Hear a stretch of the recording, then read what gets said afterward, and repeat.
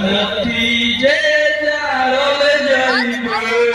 आग में दहेज के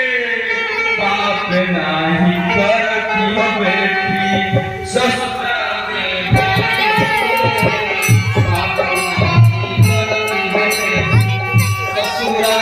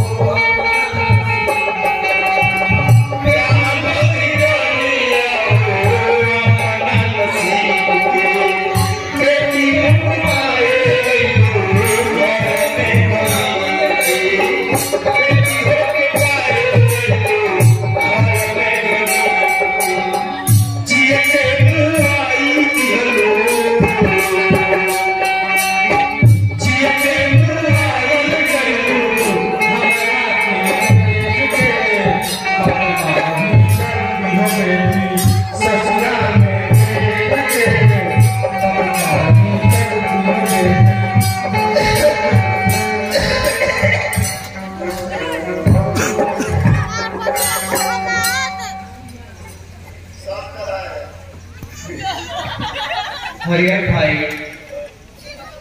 अब के चाउर मंगाई आगे के कार्यक्रम देखल जाओ। चले के फेटल बाबा देर मत कर जा और ठीक है उठाई जा चले जा।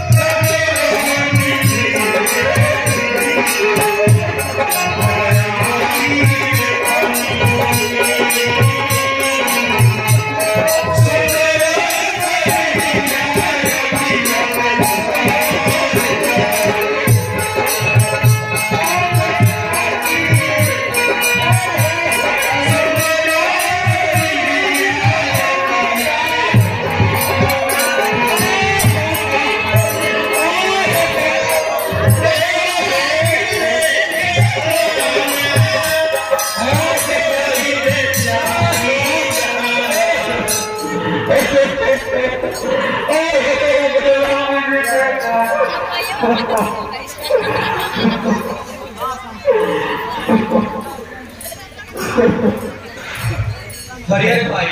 अब न संस्कार केहे बोल दियो बाकी या के दी आई काम बड़े बेटी के बाकी बात ना है इस सब को ना बात करना है मालिया पहले तो आदमी बात ना होला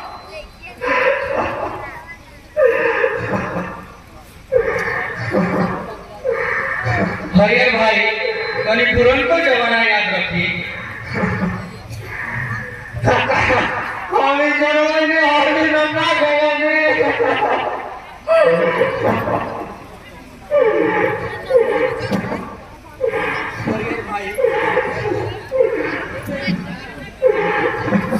हरियर भाई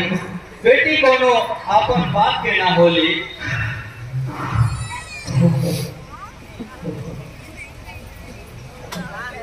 फिर बहुत मानने वाला बेटी को जन्म लेते ही पढ़ाई हुई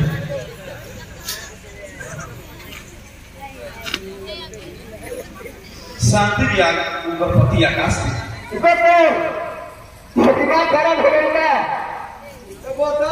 मैं दिखा दिया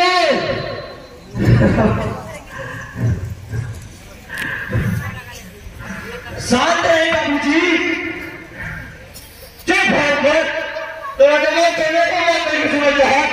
इस बेटे ले जाएगा बात करवानी वाला साहब ये रीति रिवाज सारा जमाना सदा वो तोड़ दे सरकार में हटाओ सारा बेटी का कोई और बेटी का कोई बात नहीं ये में हमारे दोनों कसूर नहीं के हम तो दिल्ली गए नहीं ये बात के हमारा कोई खबर ना मिला सही बात है चल रही छोटे वाला तभी हमारे अपन बेटे के दास संस्कार जाके अपन शांति के जीता में आ हरियर भाई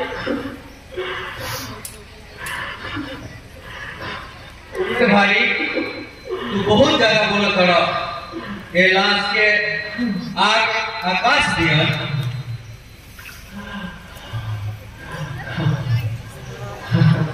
हमारे हाथ खोल दे इंस्पेक्टर साहब तब तो हम आते हैं एक बात तो आकाश और भागे कोशिश करवा तो गोली मारना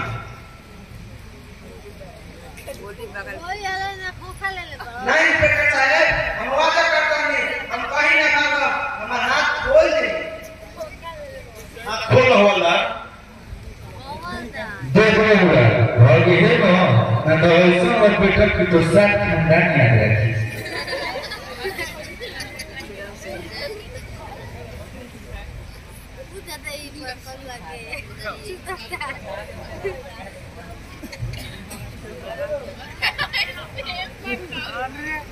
Lagi.